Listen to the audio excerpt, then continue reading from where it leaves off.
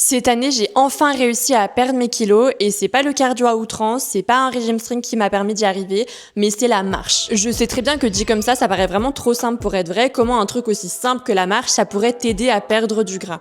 À la fin de cette vidéo, tu vas comprendre exactement pourquoi la marche est vraiment un outil qui est sous-estimé dans la perte de poids, surtout quand t'as une vie active avec des responsabilités, un travail, que t'as pas beaucoup de temps à consacrer au sport. Donc avant de te parler de la marche, il faut que je t'explique le principe de base de la perte de poids. Pour perdre du poids, peut-être que tu as déjà entendu parler de déficit calorique. Le déficit calorique, c'est ça qui te permet de perdre du poids, c'est-à-dire quand ton corps dépense plus d'énergie qu'il n'en reçoit. Et cette énergie dépensée, elle vient pas seulement de tes séances de sport. La plupart du temps, les dépenses des séances de sport sont surestimées et ce qui compte vraiment en termes de dépenses, ça va être ton NEAT. Le NEAT, c'est toutes les dépenses que tu vas avoir en dehors du sport structuré. Donc par exemple, quand tu vas monter des escaliers, quand tu vas faire du jardinage, quand tu vas faire la cuisine, quand tu vas faire le ménage, simplement quand tu bouges au quotidien. En général, dans un déficit calorique, on recommande de faire un déficit de 300 à 500 calories par jour pour avoir une bonne perte de poids. Si tu fais uniquement du sport seul, par exemple 3 fois par semaine, ça va couvrir uniquement une toute petite partie de ce déficit. L'avantage de la marche, c'est que c'est quelque chose que tu peux faire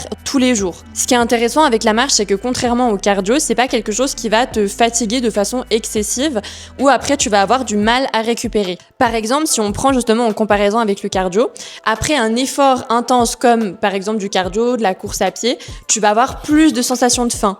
Tu peux aussi avoir tendance à avoir du mal à récupérer si par exemple t'en fais trop.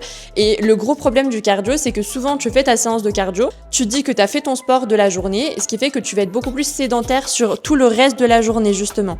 Et donc, évidemment, ça va limiter encore plus tes dépenses.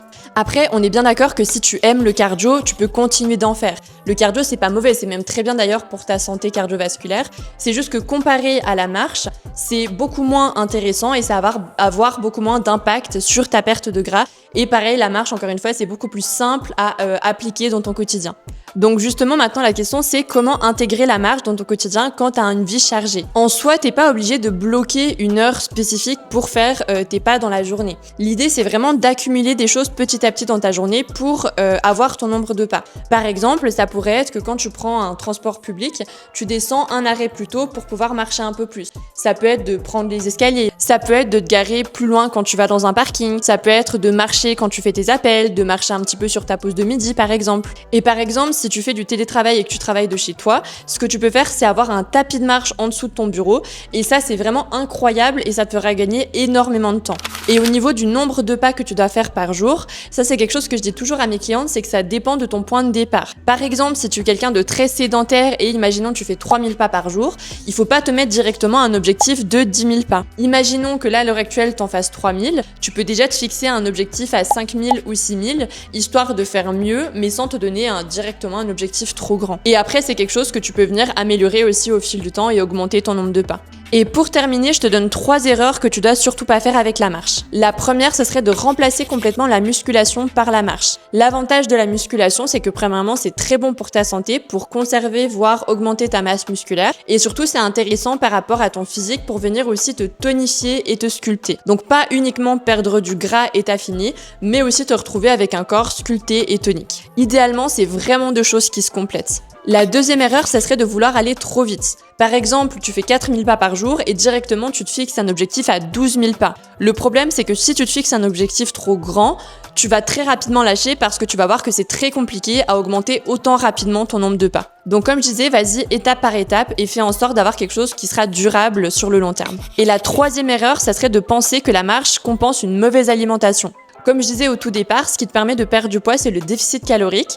Donc, il va falloir que tu calcules ton déficit en fonction de ce que tu manges et en fonction aussi de tes dépenses. Donc, en plus d'incorporer plus de dépenses dans ton quotidien, par exemple avec la marche ou la musculation, il faudrait aussi que tu revoies tes habitudes alimentaires pour être sûr d'être en déficit. Donc voilà pourquoi la marche, c'est vraiment l'outil le plus simple et efficace à mettre en place dans ton quotidien si justement t'as pas des heures à passer par jour à la salle de sport. Quelque chose que je répète souvent et qu'il faut vraiment comprendre, c'est que c'est pas ton manque de temps le frein à ta transformation, mais ça sera toujours le manque de méthode et d'organisation. Et justement, c'est exactement ce que je mets en place avec mes clientes à l'heure actuelle. On met en place un suivi avec un programme sur mesure fait pour elles, 100% adapté à leur vie et à leurs objectifs.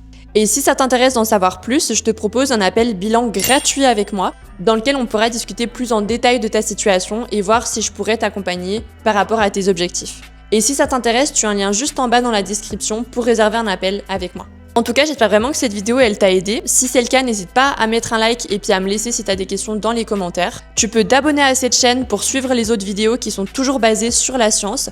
Et tu peux aussi me suivre sur Instagram et TikTok pour être sûr de rien louper. Et je te dis à bientôt!